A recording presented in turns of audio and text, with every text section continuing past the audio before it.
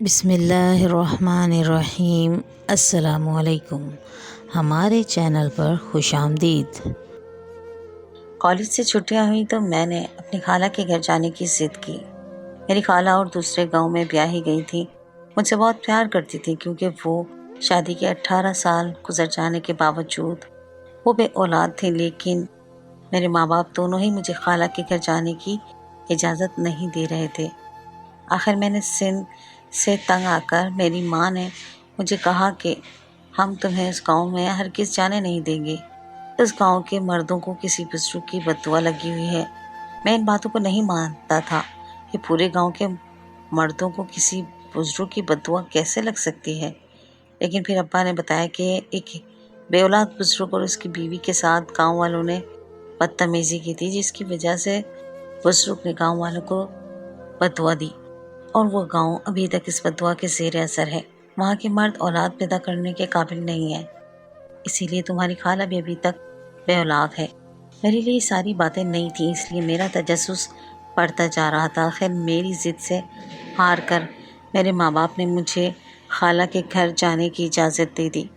میری ماں دروازے میں کھڑی مجھ پر دعائیں پڑھ پڑھ کر پھونکتی رہی جب تک میں ان کی نظروں سے اوجھل نہ ہو گیا۔ ماں تھی، خوف زدہ تھی کہ کہیں بزرگ کی بددعا ان کی اکلوتی اولاد پر بھی اثر نہ کر جائے۔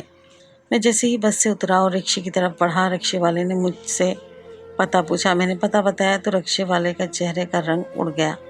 اس نے مجھے گاؤں جانے سے منع کیا اور کہا کہ یہیں سے لوٹ جاؤ ورنہ تمہاری زندگی بھی خراب ہو جائے گی۔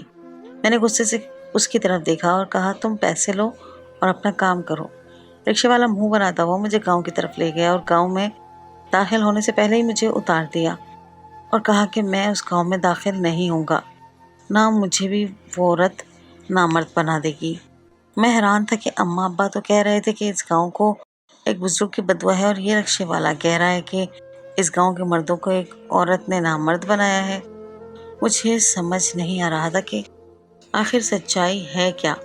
میرا تجسس بڑھتا جا رہا تھا۔ میں جب خالہ کی گلی میں داخل ہوا تو میں نے دیکھا کہ گلی کے کونے میں ایک مرد بیٹھا رو رہا ہے اور کہہ رہا ہے کہ آخر آج ایک اور لڑکا نامرد ہو گیا، اب اس کی بھی شادی نہیں ہوگی۔ مجھے ایک دم عجیب سا خوف محسوس ہوا، لیکن میں سر جھٹک کر خالہ کے گھر میں داخل ہو گیا۔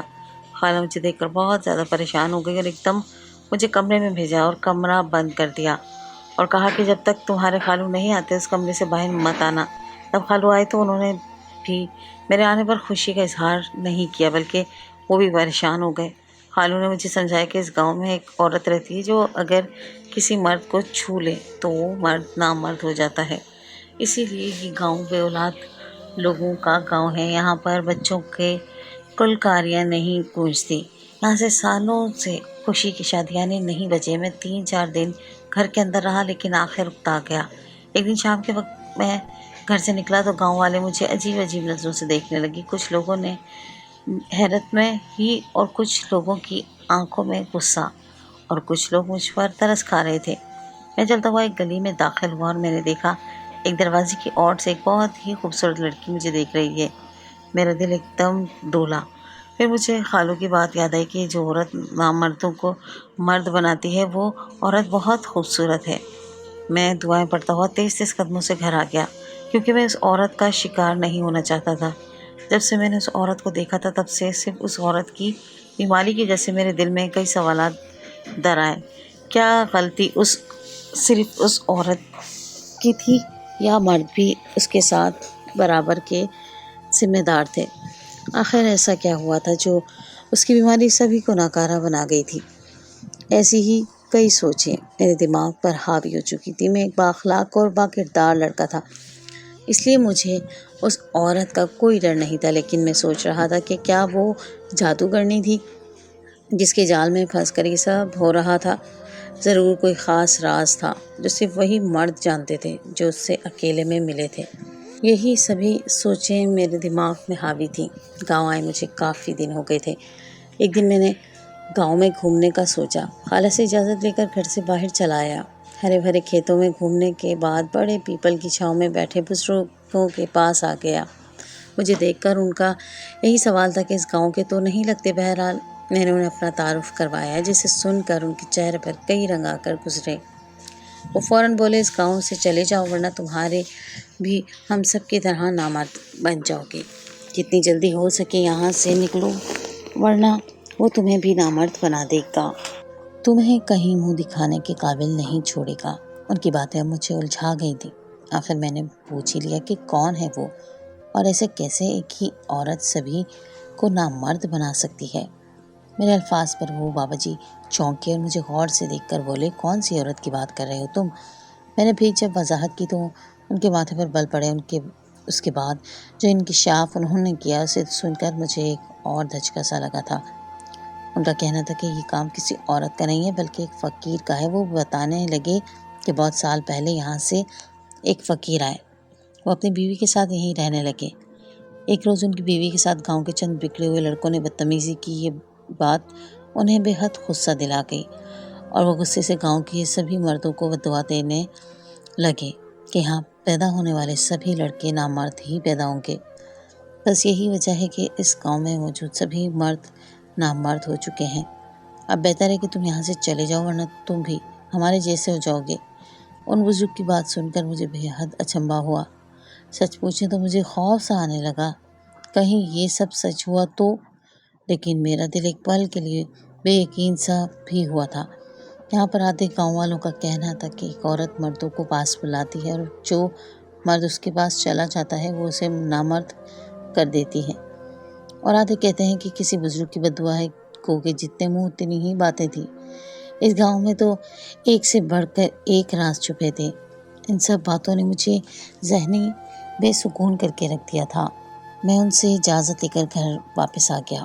ایک دن میں بازار گیا تو مجھے وہاں وہی حسین و جمیل لڑکی دکھائی دی جس کے بارے میں سب کہتے تھے کہ وہ 50 سال سے ایسے ہی جوان اور خوبصورت ہے۔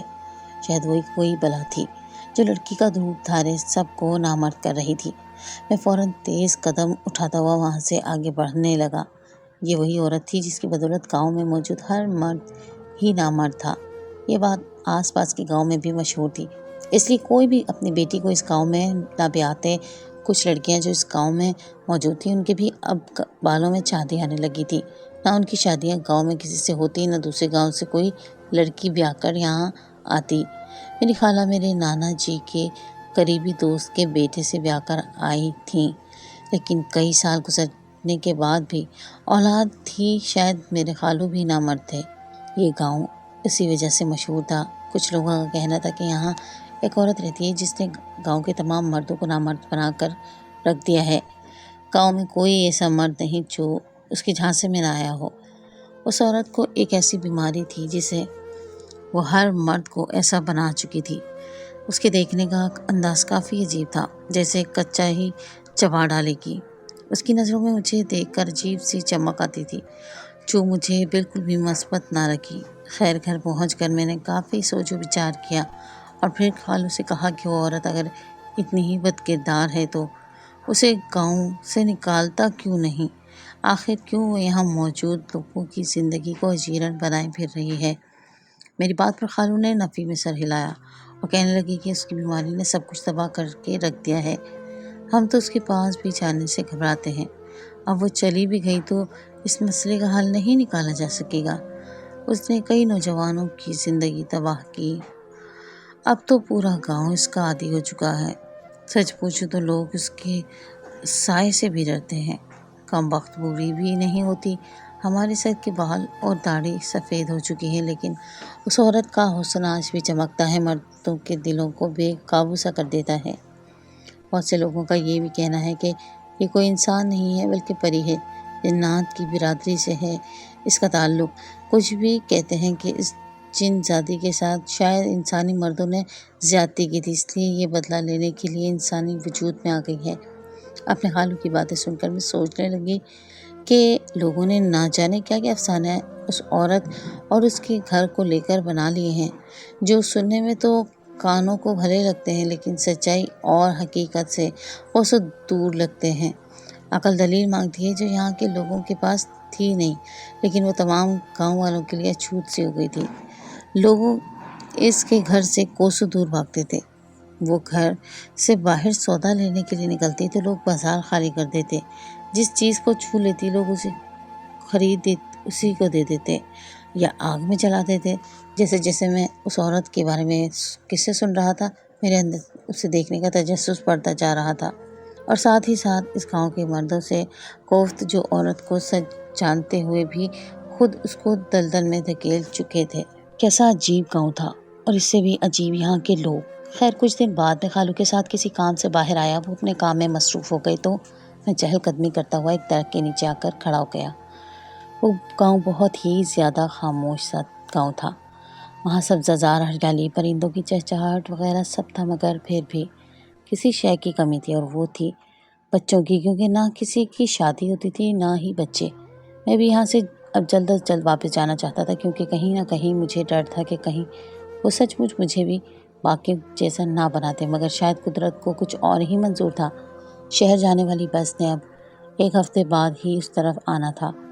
جیسے تیسے میں دن گزارنے لگا، لیکن اس سے پہلے کہ میں واپس آتا، میرے بارے میں یہ خبر گاؤں میں عام ہونے لگی کہ شہر سے ایک لڑکا آیا ہے، یعنی میں بھی اس عورت کی بیماری کا شکار ہو چکا ہوں، اور اب مجھ میں اور اس گاؤں کے مردوں میں کوئی فرق نہیں رہا۔ مجھے حیرت کے کئی دھچکے لگے، آخر یہ ماجرا کیا تھا، اور کون تھا جس نے یہ خبر پھیلائی تھی؟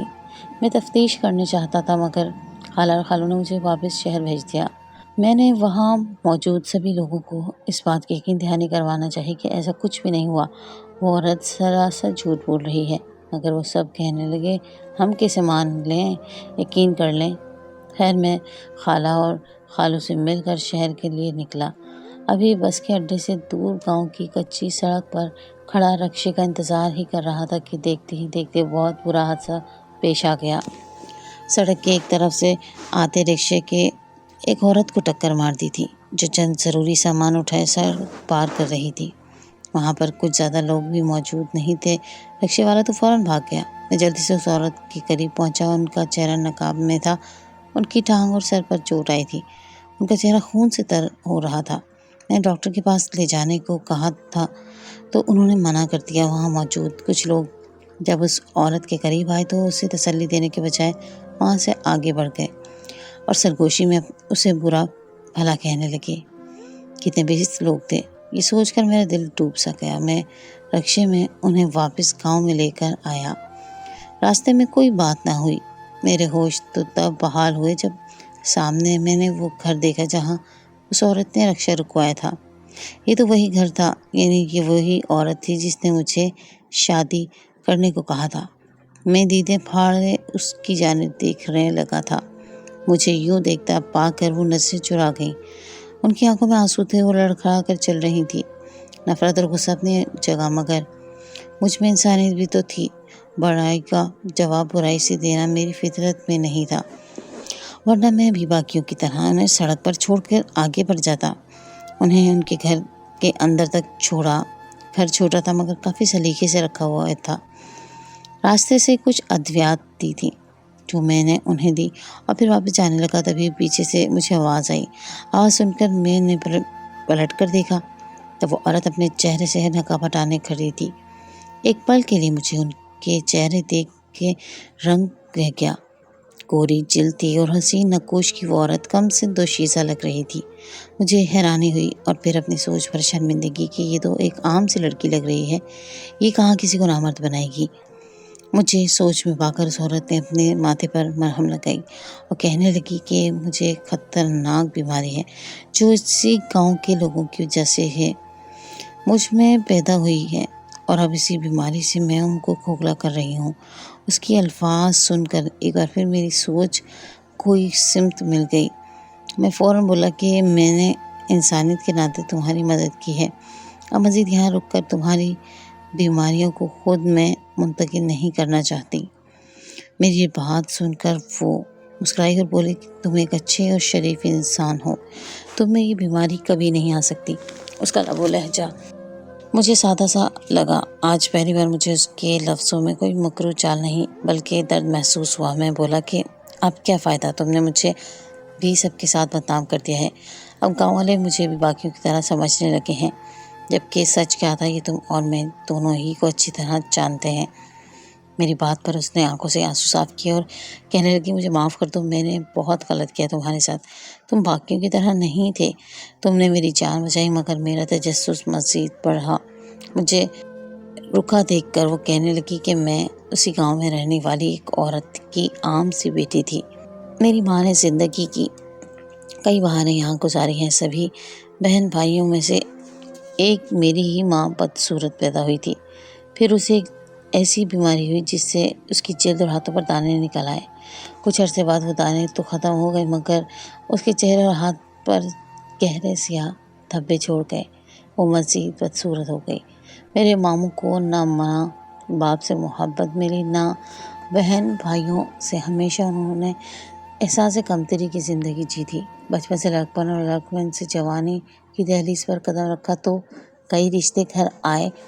ان کے ماں باپ میرے ماں باپ کا بوجھ سر سے اتارنا چاہتے تھے مگر ہر بار رشتے والے میری چھوٹی خالہ کو پسند کر لیتے۔ یوں ہی کرتے کرتے میری ماں کے تمام اور بھائیوں کی شادی ہو گئی۔ سب نے میری ماں سے کنارہ کر لیا اور یہاں اکیلی رہ گئی۔ وہ جب بھی گھر سے باہر نکلتی تو گاؤں والے مذاق اڑا گئے ناموں سے پکارتے۔ وقت کے ساتھ ساتھ میری ماں کے والدین بھی وفات پا گئے۔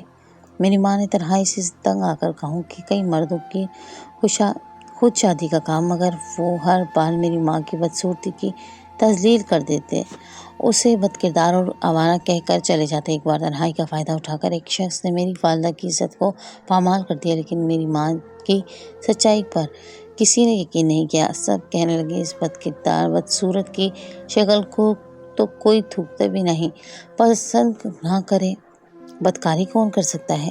کمتری اور دوسری عورتوں سے حسد کی آگ دن بدن بڑھتی چلی گئی۔ اسی حسد کی آگ نے میری ماں کے اندر ایک بیماری کو پروان چڑھایا۔ وہ بدلہ لینا چاہتی تھی اپنی بے عزتی کا، اپنی ہر تذلیل کا۔ اس لیے اس نے آس پاس کے گاؤں میں بات پھیلا دی کہ اس گاؤں کے سبھی مرد نامرد ہیں، اور دیکھو لوگوں نے یقین بھی کر لیا۔ میری ماں کی بیماری کا نام ہے جھوٹ۔ اسی جھوٹ کو پھیلا کر میری ماں نے ہر مرد کو نامرد بنایا ہے۔ ہر وہ مرد جس نے میری ماں سے شادی سے انکار کیا تھا، آج وہ خود بھی بغیر شادی کے ہی جی رہا ہے، کیونکہ جو بھی شخص میری ماں سے شادی سے انکار کرتا، میری ماں اس کے بارے میں مشہور کر دیتی کہ یہ شخص نامرد ہے، شادی کے قابل نہیں ہے۔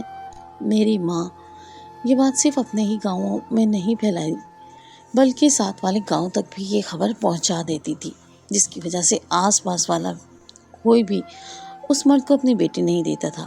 گاؤں کے مرد گاؤں چھوڑ کر کہیں اور بھی نہیں جا سکتے تھے، کیونکہ ان کی زمینیں، گھر بار، مویشی سب کچھ یہیں تھا۔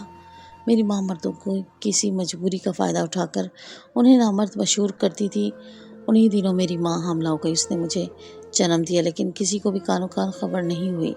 میری پرورش اور اپنی عزت کو بچانے کا میری ماں کے پاس بس یہی ایک طریقہ تھا کہ یہ کہے کہ اسے ایک بیماری ہے، جو بھی میری ماں کے پاس آئے گا وہ نامرد ہو جائے گا۔ جب میں بڑی ہوئی میری ماں نے مجھے بھی یہی کہا کہ میں خود کو بھی ایسی ہی عورت بنائے رکھوں جس کو ایک ایسی بیماری ہے کہ جو مرد اس کے پاس آئے گا تو نامرد ہو جائے گا، تاکہ اپنی ماں کے مرنے کے بعد بھی میری عزت کی حفاظت رہے۔ اس کی وہ ماں مر چکی تھی جسے اس لڑکی نے اسی گھر کے ایک کونے میں دفن کر کے اس راز کو راز ہی رہنے دیا تھا اور اپنی ماں کی چادر خود پر لپیٹ لی۔ لیکن وہ اپنی ماں کی طرح بدصورت نہ تھی۔ ایک راز تھا جو آج اس لڑکی نے مجھے بتایا۔ کہنے لگی تم اچھے انسان ہو، میری مشکل وقت میں میری مدد کی، اس لیے میرا دل پگھل گیا اور میں سچ بول بیٹھی۔ اس لڑکی کے الفاظ سن کر میرا دماغ معاف ہو چکا تھا۔ اس لڑکی نے بدلہ لینے کے لیے کتنی بڑی چال چلی تھی۔ پورا گاؤں صرف ان کی وجہ سے نامردوں کا گاؤں کہلاتا تھا۔ سب سے زیادہ حیرت تو ان لوگوں پر تھی جو بغیر تصدیق کے اس بات کو آگے پھیلا رہے تھے۔ من گھڑت سی ایک بات نے جھوٹ کے لبادے میں خود کو لپیٹ کر کئی زندگیوں کو خراب کیا تھا۔ اس عورت کے ساتھ جو ہوا بہت برا تھا، مگر اس نے بدلے کے لیے جو راستہ چلنا تھا اس سے کئی لڑکے اور لڑکیاں بغیر شادی کے ہی آدھی سے زائد زندگی گزار گئے تھے۔ مجھے سچ بتاتے بتاتے وہ لڑکی رو پڑی۔ میں مزید تو کچھ نہ کہہ پایا، انہیں دلاسا دیا اور مزید اس بیماری کو بڑھاوا دینے سے منع کر دیا۔ میری بات پر وہ شرمندہ سی ہو گئی اور سبھی گاؤں والے ان سے معافی مانگنے کے لیے تیار ہو گئیں۔ ہمارے آس پاس کئی ایسے لوگ موجود ہوتے ہیں جنہیں خود کو بدلنے کے لیے فقط خلوص اور اپنائیت کے دو بول کی ضرورت ہوتی ہے۔ बदसूरती और ख़ूबसूरती को ख़त्म करना या सदा कायम रखना इंसान के बस की बात नहीं, मगर हाँ, अच्छे अखलाक और मोहब्बत भरे अल्फाज ज़रूर एक इंसान के बस में होते हैं, जिनसे वो बाज़ दफ़ा दूसरों की ज़िंदगियों को मुतासिर करके अच्छाई के दीप जला सकता है। अगर उसकी वालिदा के साथ गाँव वाले नरमी का मामला करते तो उसकी माँ ये ना करती। मैंने उस लड़की के साथ शादी करने का फ़ैसला किया। मैंने उसे तहफ़्फ़ुज़ देना चाहता था, मगर उस लड़की ने मेरे निकाह के पैगाम को ये कहकर इनकार कर दिया कि अब वो सारी ज़िंदगी अल्लाह के लिए वक़्फ़ करना चाहती है, ताकि वो अपने वालिदैन, अपनी माँ की और गुनाह माफ़ करवा सके, और जो इन्होंने सारी उम्र बदले की आग में जलते हुए किए। अब उस गाँव के बहुत सारे मर्दों की शादियाँ हो चुकी हैं और मर्दों ने भी शादियाँ कर लीं जिनकी उम्र ज़्यादा हो गई थी। सालों बाद उस गाँव में बच्चों की आवाज़ें गूंजी और मैं यूनिवर्सिटी में पढ़ता हूँ और खाला के घर आता जाता रहता हूँ। उस लड़की के बारे में भी सुना है कि वो मुकम्मल तौर पर अल्लाह वाली हो गई है। मैं उसके लिए खुश हूँ कि चलो शुक्र है उसने वक्त गुजर जाने से पहले ही तौबा कर ली। सोचता हूँ मैं चादर उसकी माँ बदसूरत थी या उसकी माँ में कोई कमी थी, तो इसमें उसका क्या कसूर था? बल्कि माशरे में जितने भी लोग जिनमें कोई ना कोई कमी है, उसमें उनका क्या कसूर है कि लोग उनका मजाक उड़ाते हैं, उनको बुरा भला कहते हैं, उनका दिल को ठेस पहुँचाते हैं। हमें कोई हक नहीं है कि हम लोगों के उन ऐबों का तज़किरा करें और उनका मजाक उड़ाएं जिसकी कमी में उनका कोई हाथ नहीं है। अगर लोग किसी के बारे में बुरा भला कहना और अजीब चोई करना बंद कर दे तो कोई भी गांव ऐसे बदनाम ना हो जैसे मेरी खाला का गांव